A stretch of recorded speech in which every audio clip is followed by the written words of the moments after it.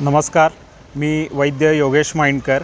मी गेल्या 18-19 वर्षापासून सांगलीमध्ये आयुर्वेदिक प्रॅक्टिस करतो आहे। एक सहज कुतूहल म्हणून मी परवा एक प्रयोग केला।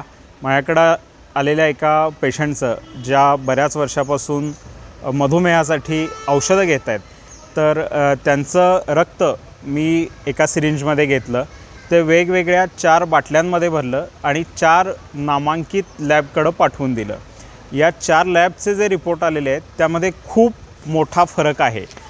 यात पहिला जो रिपोर्ट आहे त्यांनी 126 या पेशंटची ब्लड शुगर दाखवली, दुसऱ्या लॅबनं 300 ब्लड शुगर दाखवलेली आहे, तिसऱ्या लॅबनं 390 आणि चौथ्या लॅबनं 421। हे सगळे तज्ज्ञ डॉक्टर आहेत। लॅब ज्या आहेत त्या खूप जुन्या लॅब आहेत, क्वालिफाईड डॉक्टर्स आहेत, पण आपल्याला रिपोर्टमध्ये 126 पासून 421 पर्यंत व्हेरिएशन आपल्याला आढळतं आहे।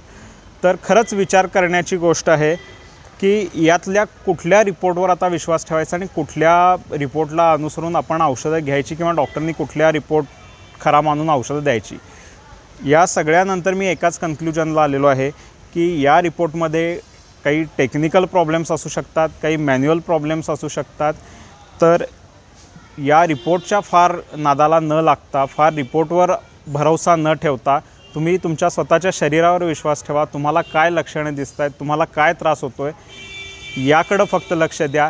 आतल्या रिपोर्टकडं किंवा आत तुमचं शरीर काय सांगतं आहे याकडं जास्त लक्ष द्या। फार रिपोर्टच्या मागं लागू नका, असं मला इथे तुम्हाला सांगावंसं वाटतं आहे।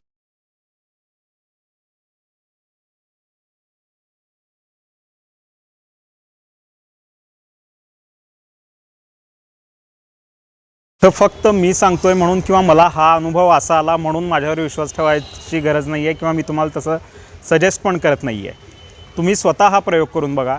तुमचं जे तुम्ही रक्त तपासणी करताय दर महिन्याची, ती एकाच वेळी 2-3 लॅबमध्ये करून बघा। काय अक्कलखाती एक 500-700 रुपये जातील, पण नेमकं शरीरात तुमच्या काय घडतं आहे हे तुमचं तुम्हाला नक्की कळेल। काही शंका आली तर तुमच्या जवळच्या वैद्यांशी तुम्ही संपर्क